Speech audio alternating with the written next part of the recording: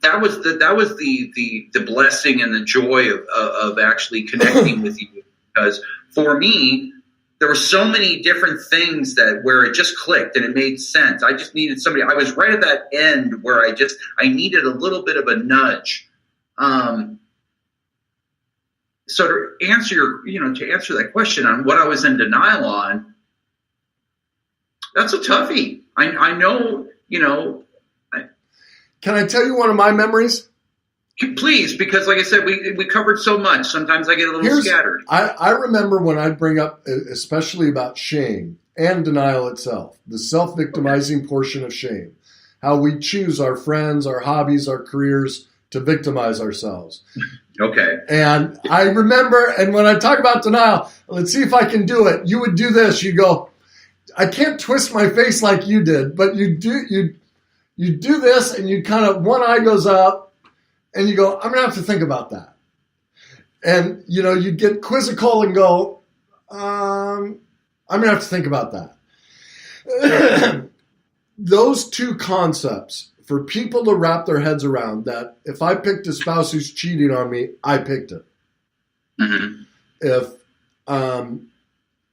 If I'm judging somebody, I'm talking about myself. Right. You see this in politics, Democrats throwing it, hating Trump and Republicans hating Hillary. Both sides are talking about themselves. They're in complete denial that they're literally describing themselves. They just don't know how to see it. Those are tough concepts for people to face. No, not me. No, he's full of it. But when you work through the process. So I remember on several occasions, especially in the beginning of introducing those concepts, the thought that you were somehow creating it yourself was, I need to think on that, Kenny. I'm not sure that I can buy that. Do you recall that? I do.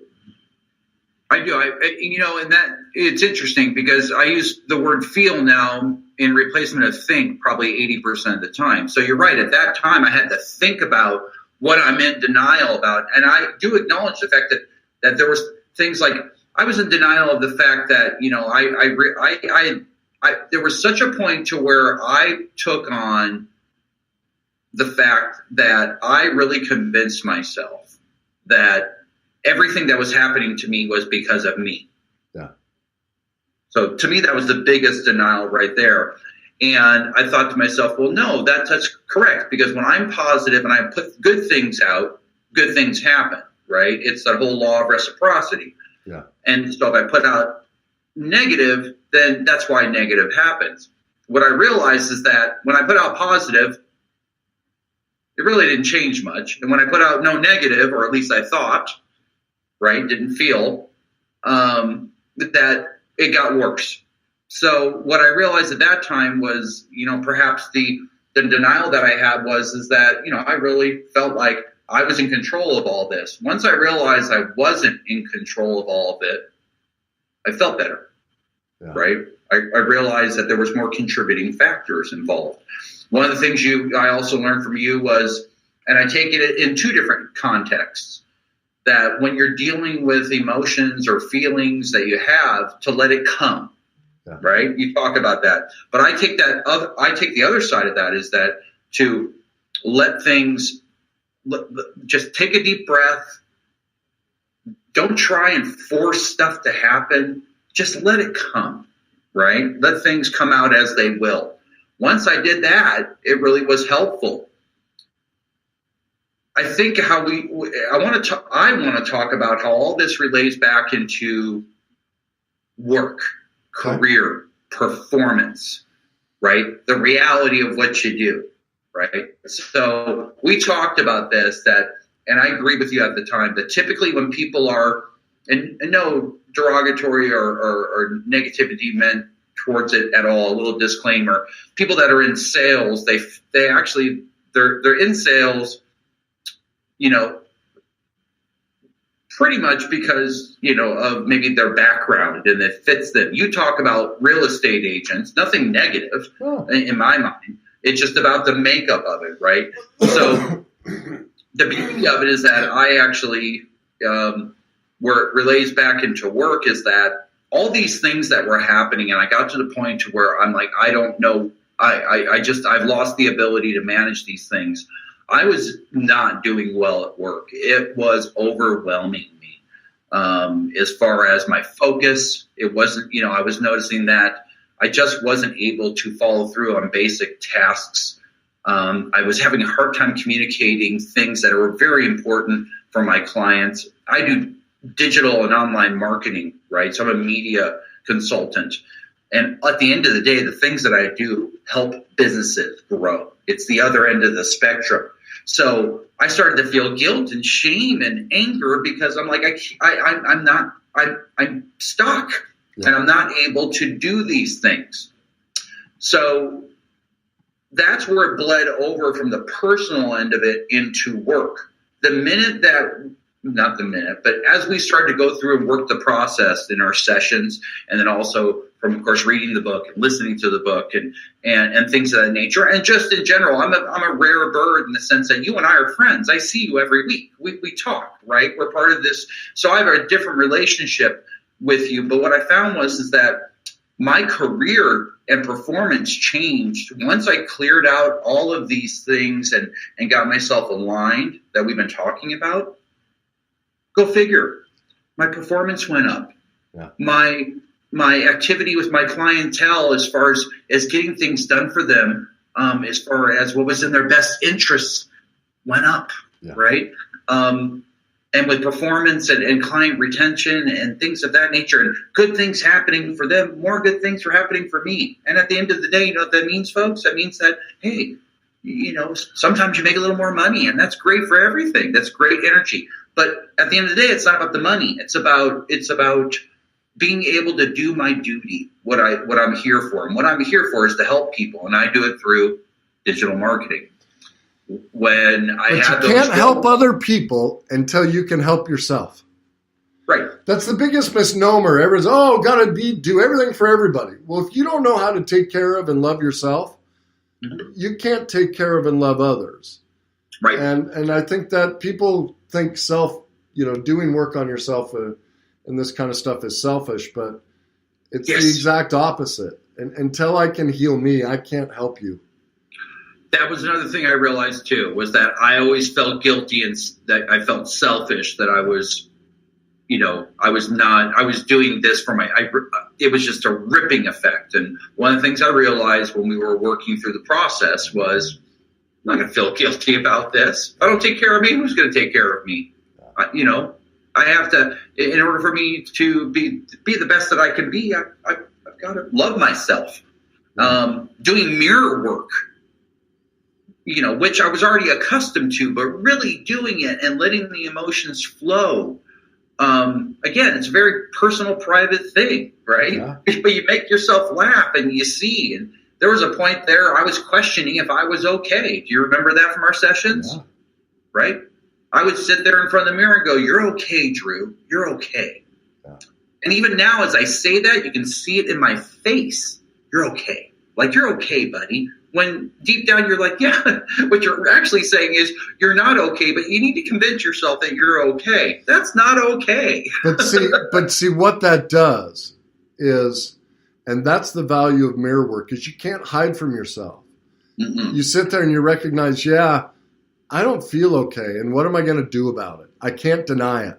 When you do mirror work, you can sit there, and this is what drives me nuts about the self-help movement and where it is right now.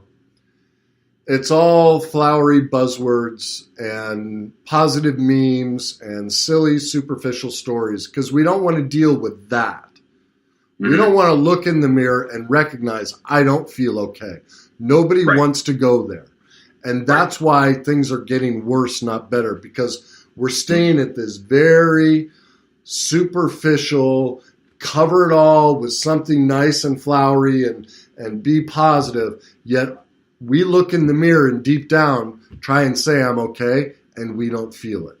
And that's what kind of my work and all this is about, is I want to blow the top off of that, of unless you go into this, unless you deal with that denial, unless you admit yourself victimizing and see how it works, until you see that darkness, until Republicans and Democrats can see that as they're pointing the finger, they're talking about themselves. Until they can see that, there's no reconciliation. And positive mumbo jumbo won't fix that. And that's what's breaking my heart about all of this is there's a propensity to run from that. It's not okay. And that's why I appreciate when you reached out, you're like, no, I want to share things like that. And I think everyone's dying to do it. It's just not enough people are doing it. And so they need permission, you know? That's my personal opinion. Sure.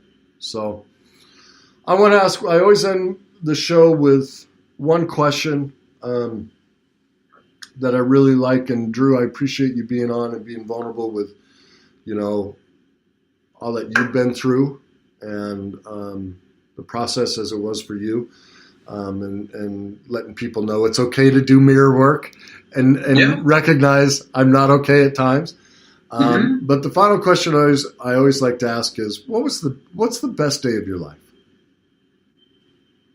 You know, I was thinking about that this morning, and I was going through it's so interesting, you know, and you had mentioned this. You had said, you know, people say, oh, when I got married or when I had my first child, and those are all valid things. Yeah. Actually, when it comes down to the feeling of euphoria, my best day for me actually comes down to an event. And the event was simply this. It was just the way that I felt. I was involved in a hobby of rock crawling here in Arizona. Yeah. And I remember I was going on I was with friends, and if I recall correctly, it was years back, and I remember that I was on this ride, and we're up in the mountains and working our way through. It was actually the Crown King Trail ride, and I remember that feeling that I had, the feelings that I had of just pure joy, and just the sense of being able to be okay with who I was, doing what I wanted to do, and just being surrounded with people that accepted me. Yeah. That was my best day. And I realized just this morning it was because they accepted me. And I always felt like people didn't accept me for who I was. Yeah. That's my best day. It's awesome. And in my experience, I could never accept people accepting me until I learned how to accept myself. And the only way I ever found that was by turning towards the cycle that I talk about in my book. Until you can see how absolutely broken you are and how we set all of this up, you can't accept yourself. And it's, you know, so what I hear in that is you got to the other side of it, you know, where you saw the pieces that were about you, the pieces that weren't, and you found it. Good for you. Well, I want to thank everyone for tuning in today. Remember, when you see greatness in others, you're just seeing the best version of yourself. If you or anyone you know is where I was or where Drew was, Drew wasn't quite in this place. I was completely broken. I was sick and tired of destroying myself and desperate to start living in my greatness. If you know someone who's in that place, send them to my YouTube channel. There's a bunch of free videos they can watch. Have them pick up my book, Your Journey to Success, which is available in all formats on Amazon. If you want to learn more about myself or my coaching, you can go to my website, www.coachkennyweiss.com, or you can reach out to me directly at 480-729-3270. That's 480-729-3270. Remember, everybody, it is your turn to be great.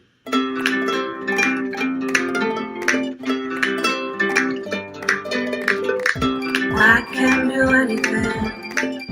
I can reach any goals today. I can do what I want. I can be what I want. I need to get Hula Girls. I don't. With this music? I heard this the last time around. This is good. Yeah. I need to do that. I gotta find some like Hula Girls to dance. Be hysterical. Yeah.